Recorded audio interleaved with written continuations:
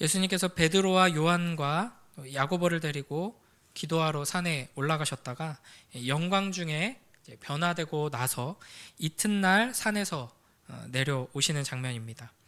내려오시니 큰 무리가 기다리고 있었습니다.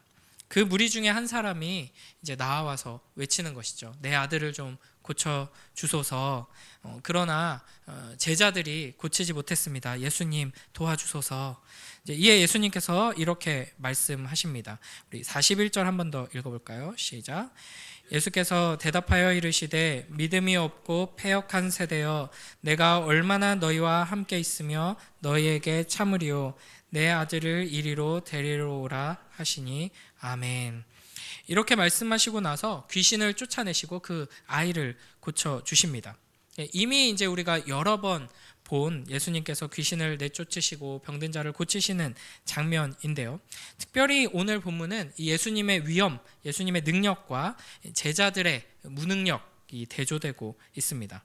그러니까 바로 앞 장면을 생각해 보면 산에서 드러난 예수님의 이 찬란한 영광이 있었고요. 그리고 이제 이 산 아래에 있는 제자들의 그와 아주 극명하게 대조되는 한심한 모습이 대조되고 있는 것이죠. 예수님께서는 계속해서 십자가를 향해 가시면서 그 십자가의 영광에 대해 말씀하십니다. 그러면서 점점 영광에 가까워지고 계시죠. 그리고 예수님이 어떤 분이신지가 점점 더 명확하게 드러나고 있습니다. 그러나 제자들 그리고 예수님을 따르는 무리들은 이제 믿음이 없고 패역한 세대다 하는 것이 점점 더 분명하게 드러나고 있는 것이죠. 사실 예수님의 제자들은 이미 예수님께 놀라운 능력을 받았습니다. 9장 1절을 보면은 예수님께서 12제자를 불러 모으셔가지고 모든 귀신을 제어하고 병을 고치는 능력과 권위를 주셨죠. 그래서 제자들은 각 마을에 두루 다니면서 곳곳에 복음을 전하고 또 병을 고치고 귀신들을 내쫓는 이 사역을 예수님께서 행하시는 그 일을 아주 잘 감당했습니다. 그러나 얼마 지나지 않아서 주님께서 주신 이 능력과 권위를 어디로 이제 잃어버렸는지 귀신 들린 한 아이를 고쳐주지 못하는 모습을 다시 보여주고 있는 것이죠. 이 극명한 대조 속에서 우리의 현실을 보게 됩니다. 특별히 이제 한국 교회의 또 현실을 좀 생각하게 됩니다. 한국 교회는 놀라운 부흥의 시기를 지나왔습니다. 저 어렸을 때만 해도 그리 오래전은 아니지만 이제 교회마다 사람이 넘쳐나고 또 교회를 통해서 그리스도인들을 통해서 또 위로받고 소망을 얻는 이야기들을 많이 볼 수 있었습니다. 그러니까 능력을 나타내고 하나님의 영광을 드러내고 하나님의 뜻을 잘 행하는 귀한 교회들이 곳곳에 많이 있었죠. 전체적으로 봐도 교회가 이 어두운 사회에 빛이 되고 이 사회의 부패를 막는 소금의 역할, 맛을 내는 소금의 역할을 감당하는 이야기들을 많이 볼 수 있었습니다. 그러나 지금은 능력을 찾아보기 힘들고 오히려 조롱의 대상이 되고 교회 때문에 이렇다 하는 이야기를 더 많이 듣는 상황을 우리가 경험하고 있습니다. 예수님께서는 이 제자들을 향해서 믿음이 없고 패역한 세대라고 책망하십니다. 그러니까 이들이 믿음이 없었기 때문에 주님께서 이미 주셔서 경험하게 하셨던 그 능력을 나타내지 못하고 있다 하는 것이죠. 오늘 누가복음의 병행 본문인 마가복음 9장에서는 제자들이 기도하지 않았기 때문에 귀신을 쫓아내지 못했다라고 말씀하십니다. 그러니까 같은 말이죠. 믿음이 없기 때문에 하나님을 온전히 의지하지 않고 하나님의 능력을 겸손히 이제 구하지 않고 이제 섰기 때문에 하나님의 영광을 드러내지 못한 것이고, 그렇기 때문에 당연히 겸손히 엎드려 기도하지 않았던 것이죠. 그래서 예수님께서는 너희가 기도하지 않았기 때문이다, 너희가 믿음이 없기 때문이다 라고 지적하시는 것입니다. 예수님께서는 우리를 제자로 부르십니다. 이 12명의 제자들을 제자로 부르신 것과 동일하게 우리를 제자로 부르시죠. 제자는 어떤 사람인가? 단순히 예수님이 어떤 사람인지를 설명하고 말하는 사람이 아닙니다. 제자는 예수님께서 행하신 그 일을 이어받아서 함께 동참하는 사람입니다. 그러니까 스승이 한 그 일을 이제 따라하는 사람인 것이죠. 그러니까 이 땅에서 병든 자를 고치시고 귀신을 내쫓으시고 하나님의 나라를 선포하시는 이 영광스러운 사역을 주님께서 주시는 능력과 권위를 통해 이어가는 사람들이 바로 우리들이다 하는 것이죠. 그러나 우리는 주님께서 우리를 어떤 영광스러운 자리로 부르셨는지를 너무나도 자주 잊어버리는 것 같습니다. 주님께서 우리에게 예수 그리스도의 그 거룩하고 영광스러운 이름을 주셨다, 우리를 제자로 부르시고 하나님 나라 백성으로 부르셨다 하는 것을, 그 무게와 그 의미를 우리는 너무 자주 잊어버리는 것이죠. 그래서 이 세상 가운데에서 우리 안에 있는 어떤 대적들, 또 이 세상에 가득한 어둠의 세력들 앞에 두려워하고 이제 도망가는 모습이 너무 자주 보이는 것입니다. 주님께서 우리에게 맡기신 이 사명과 그 능력이 무엇인가를 잊어버리고 스스로를 아직 연약하다 생각해서 악한 원수마귀의 이 너무나도 무서운 공격이 임하는 것처럼 보일 때 벌벌 떨고, 그걸 어떻게 우리가 깨트리고 이기고 그걸 통해 하나님의 영광을 드러낼까 하는 소망을 붙들지 못하고, 어떻게 하면 이걸 잘 지나갈까, 어떻게 하면 우리가 상처 입지 않을까, 이런 생각만 하기에 급급한 것이죠. 그러나 우리에게 참된 믿음이 있다면 온전히 예수님의 말씀 앞에 겸손히 엎드리고, 그 주님께서 우리에게 기도하라 명령하신 대로 기도하는 그 믿음이 있다면 우리는 예수 그리스도의 그 능력과 권위를 가지고 죄와 싸워 승리할 수 있고, 이 악한 세력을 물리칠 수 있습니다. 우리 주님께서 우리의 능력이 되시고 이미 영원한 승리를 이루셨기 때문에 우리는 주님을 의지하며 담대히 나아간다면 놀라운 승리를 이룰 수 있다 하는 것입니다. 예수님께서는 항상 하나님 앞에 기도하셨습니다. 하나님의 능력을 의지하는 가운데 권능으로 그 악한 세력을 물리치고 하나님의 나라를 이루시는 이 사역들을 우리에게 보여주셨습니다. 그러니까 예수님은 하나님이심에도 불구하고 겸손히 하나님 앞에 엎드려 간절히 기도하는 모습을 우리에게 보여주신 것이죠. 우리가 그 본을 따라서 하나님을 온전히 신뢰하고 의지하며 겸손히 기도하며 믿음으로 매일매일 나아갈 때 이 세상에 가득한 악한 원수마귀의 공격을 깨트릴 수 있을 것입니다. 하나님께서 우리에게 주신 거룩한 예수 그리스도의 이름에 영원한 승리가 있다 하는 것을 기억하면서 참된 믿음으로 매일매일 우리에게 주어진 이 영적 싸움에서 승리하는 복된 우리 모두가 되길 주님의 이름으로 축복합니다. 43절을 보시면 귀신을 꾸짖으시며 아이를 낫게 하시는 이 예수님을 통해서 사람들은 하나님의 위엄을 보게 되었습니다. 그리고 사람들은 주님께서 행하시는 모든 일을 놀랍게 여겼습니다. 그리고 이어서 예수님께서는 다시 한번 주님께서 받으실 이 순환에 대해, 십자가에 대해 말씀하십니다. 우리 44절 함께 읽습니다. 시작. 이를 너희 귀에 담아두라. 인자가 장차 사람들의 손에 넘겨지리라 하시되. 아멘. 그러니까 제자들이 잠시 또 겸손과 이 믿음과 기도를 놓치고 하나님의 그 능력을 나타내지 못했지만, 이제 다시 예수님께서 영광을 드러내 주시고 하나님의 위엄을 나타내 주시죠. 그러니까 이 모습에 제자들이, 또 사람들의 반응에 제자들이 흥분하지 못하도록 예수님께서는 다시 한번 이 땅에 오신 이유와 목적에 대해, 그 십자가의 길에 대해 강조하시는 것입니다. 그런데 제자들은 이 예수님의 말씀 앞에 어떻게 반응하는가, 예수님이 도대체 무슨 말씀을 하시는지 이해하지 못하고 있습니다. 그러니까 십자가의 죽음을 통해서 우리를 구원하시고 하나님의 나라를 세우신다 하시는 이 하나님의 뜻, 예수님께서 일하시는 방식에 대해서 제자들은 아직 받아들일 준비가 안 돼 있는 것입니다. 그래서 45절에서는 제자들이 이 말씀을 묻기도 두려워했다라고 합니다. 그러니까 예수님께서는 분명하게 이 십자가와 부활에 대해 말씀하셨음에도 불구하고 제자들은 자신들이 이미 가지고 있는 어떤 자기 자신 안에 있는 어떤 소망과 이 보통의 이 당시에 사람들이 가지고 있던 인식 안에서 하나님의 능력이 이렇게 일해서 이런 식으로 하나님의 나라가 세워져야 한다라는 고정관념을 가지고 있었고, 거기서 벗어나지 못하고 있는 것입니다. 그러니까 그렇기 때문에 예수님께서 요구하신 이 십자가의 길을 바라보고 또 자기를 부인하는 이 십자가의 신앙까지 나아가는데 이제 한계를 보이고 있는 것입니다. 그러니까 제자들은 예수님의 크신 능력, 권위, 이거 분명하게 경험했고 확실하게 믿고 있습니다. 그리고 예수님을 진정으로 사랑하기 때문에 모든 것을 바쳐서 따르며 지금 섬기고 있는 중이죠. 그러나 아직까지도 자기를 부인하고 예수님을 따르는 것이 아니라 자기가 원하고 바라는 대로 예수님께서 일해 주시기를 기대하는 마음으로 따라가고 있다 하는 것입니다.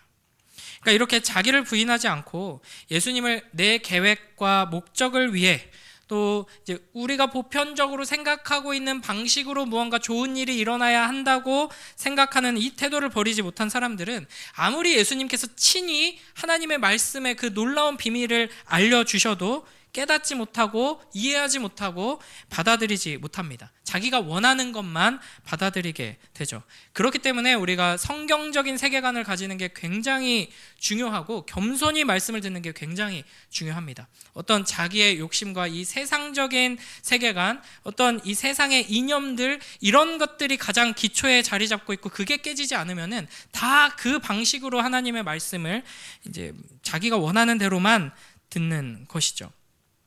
그러므로 우리는 하나님의 말씀이 내 생각과 다르고 보편적인 인식과 다르고 주님의 뜻이 나의 욕망과 대치될 때 그거를 그냥 못 들은 척, 못 본 척 넘어가고 피할 것이 아니라 과연 주님의 뜻과 계획은 어디에 있는가, 하나님께서는 어떤 방식으로 일하기를 원하시는가를 겸손히 질문하며 그 말씀 앞에 엎드려야 합니다. 내 생각과 나의 마음의 소리가 아니라 이 세상의 어떤 요구가 아니라 하나님의 말씀이 모든 것을 판단하고 이끄는 중심이 되도록 하나님의 말씀 앞에 겸손히 엎드려 귀 기울이는 우리 모두가 되길 주님의 이름으로 축복합니다.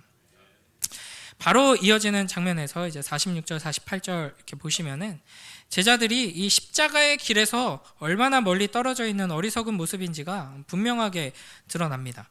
제자들은 서로 비교하면서 누가 더 크냐 하는 것을 놓고 논쟁을 벌이죠. 그러니까 이게 이 세상의 인식입니다. 그러니까 이 세상을 바꾸려면 하나님의 나라를 세우고 하나님이 얼마나 위대한 분이신가 영광을 드러내고 하나님의 통치가 이루어지려면 높은 곳에 올라가서 권력을 쥐고 그걸 흔들어야죠. 그래야 이 세상이 바뀌죠. 그런 인식을 가지고 있으니까 이 사람들은, 제자들은 나름대로 순수한 열정입니다. 난 예수님을 위해 내 인생을 바치겠어. 하나님의 나라를 이루는 것이 내 인생의 목표야. 난 여기에 헌신하겠어. 그러니까 그 열심을 가지고 순수하게 예수님을 위해 이 제자들 중에 내가 더 높은 곳에 올라서 더 귀하게 쓰임 받아야지, 이런 순수한 마음일 수도 있습니다. 그러나 이 세상적인 세계관, 이 세상적인 원리 속에서 그걸 이야기하고 있는 것이죠.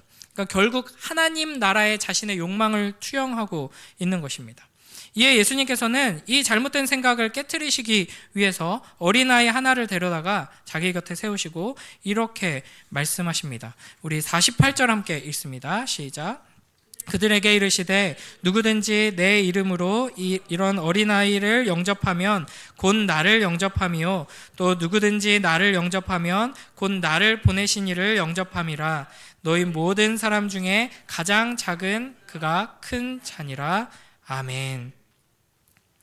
여기서 어린아이는 이 사회에서 아무런 가치를 인정받지 못하는 약자를 의미합니다. 그러니까 우리의 개념에서는 어린아이 하면은 뭐 귀엽고 소중하고 보호받아야 하고 이런 걸 생각하잖아요. 근데 고대 사회에서 어린아이는 쓸모없는 존재, 가치 없는 존재를 의미합니다. 그러니까 우리나 이제 뭐 방정환 선생님 덕분에 어린이 굉장히 귀하게 여기고 현대 사회에 와서야 그렇게 여기지만 이제 어린아이는 선을 행하고 사랑을 베풀어 봤자 아무것도 돌려받지 못하는 존재라는 인식이 훨씬 더 컸습니다. 이제 그런 연약하고 소외되고 쓸모없다고 여겨지는 이들을 예수님을 섬기듯 하나님을 영접하듯 이제 섬기고 영접하는 자가 이 하나님 나라에서 가장 큰 자다, 하나님 나라에서 가장 높은 자고 가장 능력 있는 자다라고 말씀하고 계시는 것입니다. 그러니까 이 세상에서 가장 한심하고 어리석다고 여겨지는 방식으로 사랑하며 사는 사람이 바로 가장 크고 위대한 사람이다라는 게 하나님 나라의 원리인 것이죠. 주님께서 우리에게 베풀어 주신 사랑이 바로 이런 사랑입니다. 그 하나님께 받은 사랑을, 그 은혜를 이제 갚아드리기는커녕 끝까지 불순종하고 배반했던 우리들을 위해 이 제자들도 보면 예수님께서, 빛이신 예수님께서 이미 오셔서 친히 그 능력을 보여주시고 친히 말씀하심에도 불구하고 여전히 이해하지 못하고 믿음이 없고 패역한 모습만 드러내고 있는데, 이런 우리를 위해 끝까지 사랑하시는 그 하나님의 사랑, 그 사랑을 우리가 받은 것이죠. 우리를 위해서, 하나님을 미워하고 배반한 우리를 위해서 그 아들까지 내어주신 그 사랑을 우리가 기억하고 그 사랑에서 이제 자라나서 그 사랑을 닮아갈 때 우리는 이 세상의 어린아이와 같은 이들, 고아와 과부와 나그네와 같은 이들, 내가 사랑하고 섬기고 베풀고 나눌 때 아무런 대가도 기대할 수 없는 그런 이들을 향해 사랑을 베푸는 자리까지 자라나게 될 것입니다.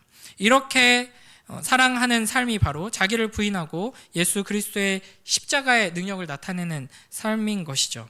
우리가 이 하나님의 사랑을 듬뿍 받아 누리며 이 하나님의 사랑으로 십자가의 능력을 나타내는 복된 우리 모두가 되길 주님의 이름으로 축복합니다.